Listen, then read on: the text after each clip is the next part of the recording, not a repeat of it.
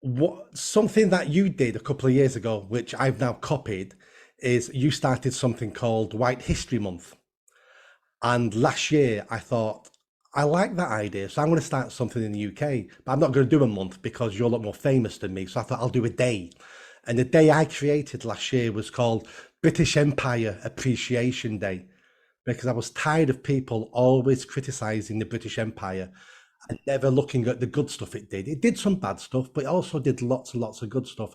So British Empire Appreciation Day is the 25th of April every year. So this year is going to be our second year.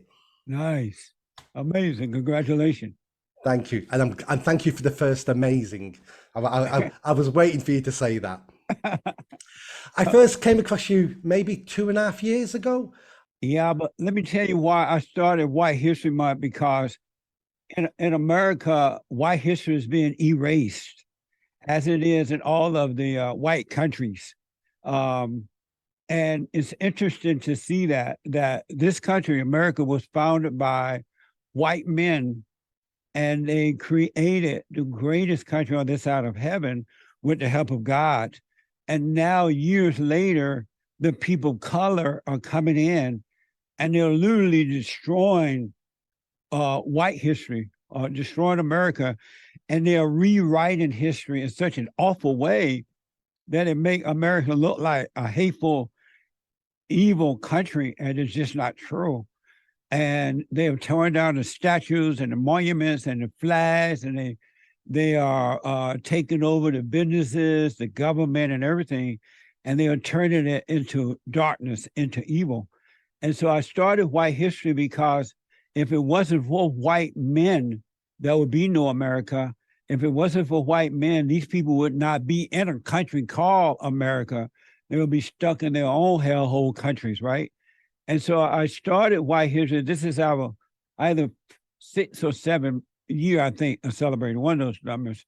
And and I wanted to remind the people of what America was, who founded it. And I want to encourage white people to stand up and speak up, and don't just be afraid of name calling. Don't be afraid and let these people of color take over the country and destroy it. So I wanted to, and then July just feels white, you know. July feels white. It's summer, vacation, reflection time, relaxing time. So that's why we do it in July.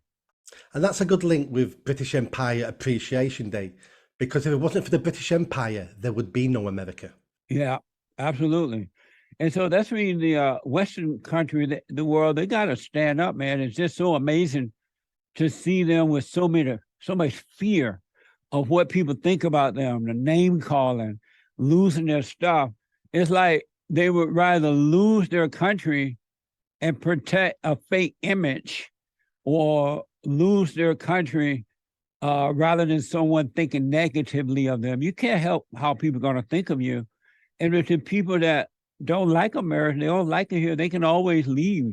No one is holding them down. My concern too is that America is now South Africa. We are growing into becoming like South Africa, where the blacks took over South Africa and they have destroyed it. And then they're going out into the countryside there, with the farmland, and they're attacking the whites even on the farmlands, along the roadsides and everything. That is happening in America, and it's going to get worse if it's not stopped. And very similar things are happening in the UK, not to that level. Like I said, I'm in my 50s now, and nearly all the way through my life, all I've really heard about America are the bad things, about how America is a racist country, how America treats blacks really poorly even today. And the more I listen to people like you and Larry Elder, and other people, obviously the United States has problems, but every country has problems, but it's not what we believe, because there's a whole level of propaganda directed against America mainly, but also now more and more to Western countries, that, that if the communists 50 years ago could have done what people are doing now, communists would have taken over the world. We've got people who live in our countries now who are destroying it from the inside better than the communists during the Cold War could ever do. Yeah. And in all honesty, they are turning America and the Western world into a communist society because the people, and it's so interesting because they're putting all the people that are of evil in the right position in our government. They have a whole bunch of Black women in government, and not just Black liberal white women and Mexicans and all kind of women, right?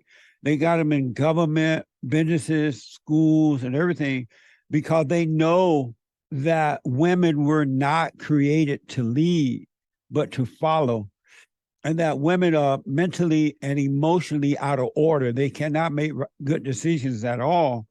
And so they're putting these women in these different positions of so-called power, and these women are making awful decisions. They're ushering in socialism.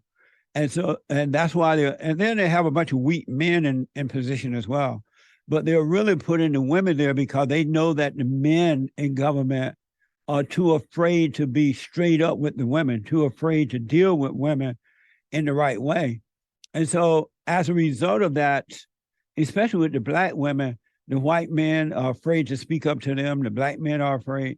Like people like Maxine Waters and the Wicked Witch of the West with the low IQ, Sheila Jackson Lee and others, those are evil Black women. And they're gonna turn America into a social society. I just don't see how it's gonna turn around because the people are too afraid, and we're too far down the road now to turn back.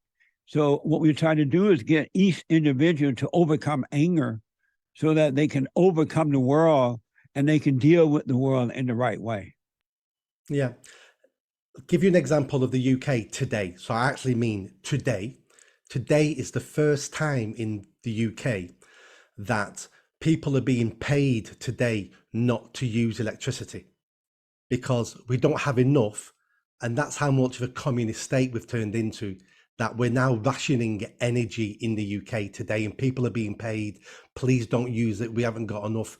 How far has the UK fallen in the last decade to be doing that? Yeah, that's how it's happening here too. They no more oil drilling for the most part.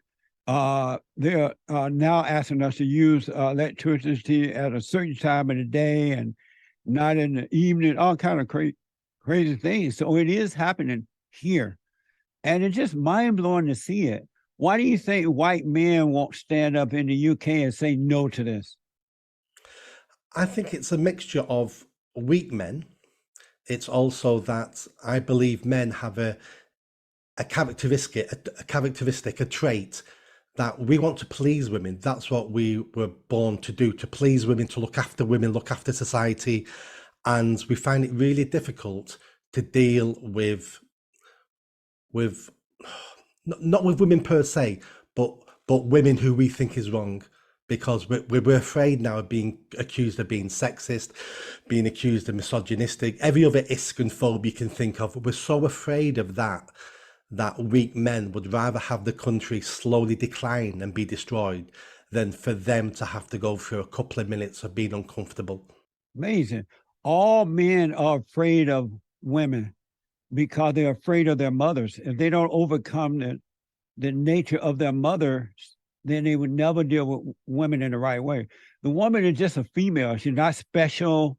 She's not this or that. She needs to be dealt with.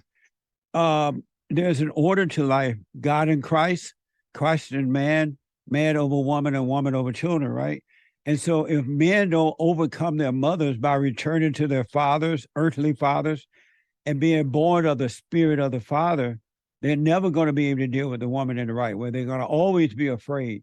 But they got to go to their mothers and forgive their mothers, all men, not just Black men or white men, all of them. They have to go to their mothers and forgive their mothers for turning them against their fathers, for imposing her will on them and recreating the boys and the girls in her image, because the hell that's on earth comes through the woman. It doesn't come through the man, it comes through the woman. Now, the man take over the woman's nature when he's born through her. That's why God said we must be born again. We must be born of the spirit of the Father.